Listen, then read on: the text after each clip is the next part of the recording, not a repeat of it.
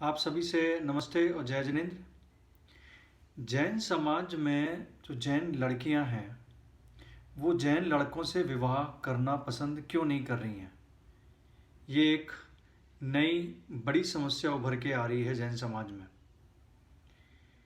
अगर हम 100 वर्ष पहले जाएं और उससे पूर्व, तो यूजुअली ये होता था कि एक जैन परिवार में जब विवाह का समय आता उनकी संतानों का, तो मूलतः जो विवाह होता वो जैन समाज के भीतर ही होता। आपस में ही जैन का विवाह जैन से ही होता था, चाहे वो लड़का हो या वो लड़की हो।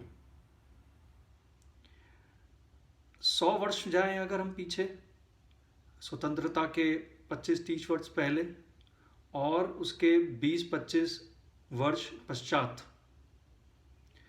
तो जैन समाज की एक मनुस्मृति देखी गई है कि संतान तो काफ़ी अच्छी हुई है। संतान मतलब जो उनकी क्वांटिटी है बच्चों की वो तो हुई है कि औसतन में 4, 5, 6, मतलब इनफैक्ट 7, 8 तक संतानें जैन परिवारों की होती थी।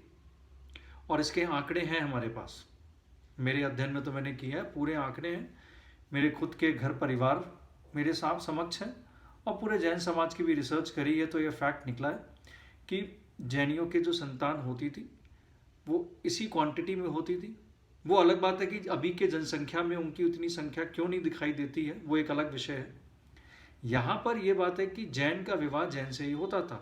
तो स्वतंत्रता के 25, 40, 50 वर्ष पूर्व भी जैन का विवाह जैन से हो रहा था और इंडिपेंडेंस के 25 वर्ष 30 वर्ष तक भी जैन का विवाह जैन में ही हो रहा था।